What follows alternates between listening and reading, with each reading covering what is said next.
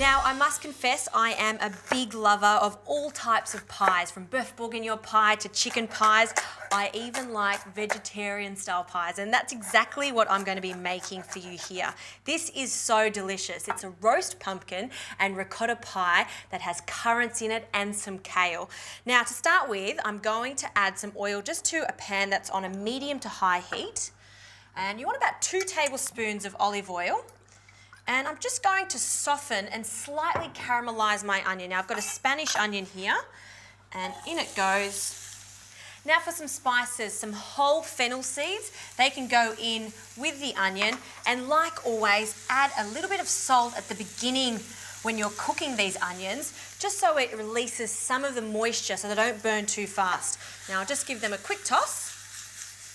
And while they're cooking, let's get onto the custard. Now, this is not a sweet custard, it's a savoury custard. And this is going to bind and hold everything together. In a bowl, I'm going to crack 4 eggs.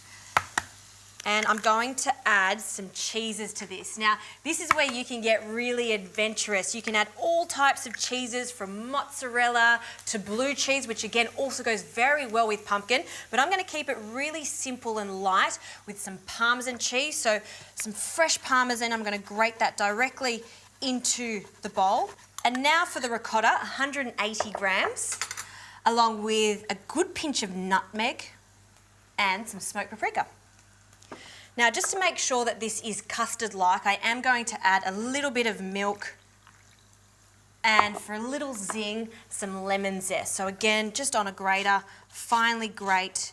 About half a lemon will be plenty for this. Now with a whisk, we're just going to break up those eggs and then whisk it all together. And one thing I haven't done is season this. So season it with a little bit of salt, not too much salt because the Parmesan is a little bit salty, and I love to add a good crack of pepper. And that is our savoury custard done. So another mix. Put that to one side now. Let's have a look at these onions. They've softened nicely. I can start to smell the fennel seed now. And we can add the kale. Now, I've just washed this and I've shredded it just a little bit. Kale is quite hard, so it does need a little bit of time to cook down and wilt. You could also use some spinach, baby spinach, English spinach. So mix this up.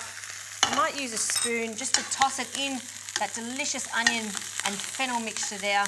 And then just turn it down to low and allow that to wilt away for about 4 to 5 minutes. Now, I don't want to add this mixture to the custard because it's too hot at this stage. So once that's cooked, just allow it to cool for 5 minutes so it's at room temperature. We can now get on to our pastry. Now, I'm going to be using Fillo pastry. I love Fillo pastry because it goes so crunchy in the oven, and it's a fantastic carrier of many different flavours. So let's just take it out of the pack. With Fillo pastry, it is important to keep it moist or else it will crack. So while you're preparing it, take your first sheet and we'll put it to one side. And then for the rest of it, have a nice clean damp tea towel on standby and then cover that up so it stays nice and moist. Now, I've melted some butter here. I'm using a large paintbrush here, and you can see how much easier it is to get the butter on, especially when you're doing quite a lot of layers, which I'm going to be doing here. Now I'm going to cut this single piece of Fillo pastry in half, and then I'm going to sandwich it. I'll add a little bit more butter, so a nice thin layer of butter. And here I've got a springform tin that I've just greased lightly. This is about a 20 centimetre, so it's the perfect size for this amount of mixture. Take this Fillo pastry. You can see you don't have to be so delicate with it. It actually works quite nicely when you are rough with it because it's going to give us a really nice crunchy finish at the top.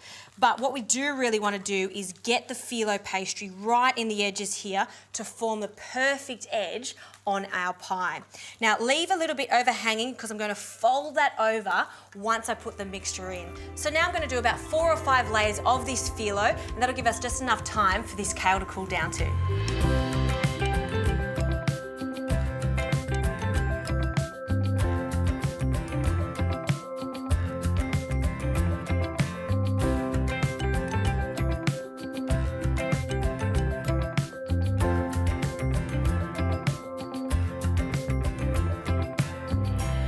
Now everything's ready to go. We just have to bring the filling together.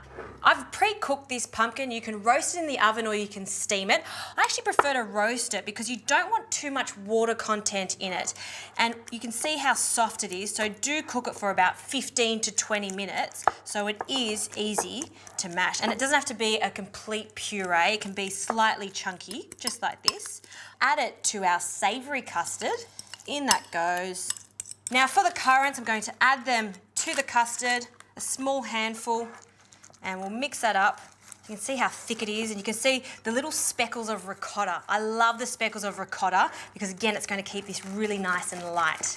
All right, our cooled down onions and the kale, they can go in, and just with a spatula, I'm just going to fold this in.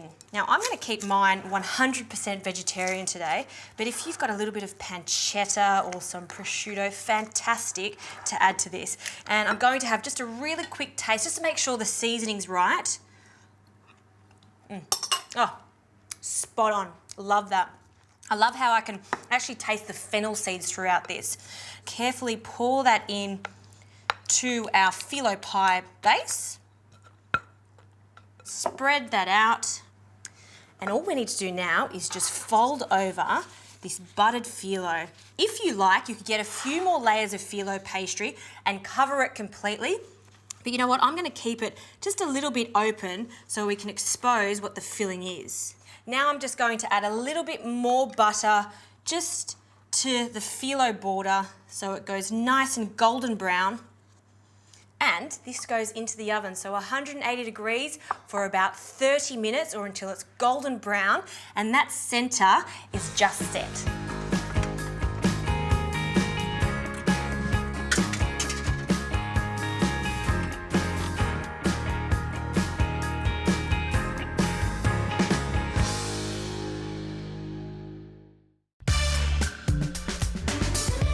Pie is out of the oven and it's looking spectacular. One thing I should mention is allow it to cool. You really do need to let it cool to room temperature so you can handle it, and also to ensure that the center sets nicely. Now once it's cool enough to handle, take it out of the tray. And this is the beauty of using a springform tin. It's as simple as just releasing it.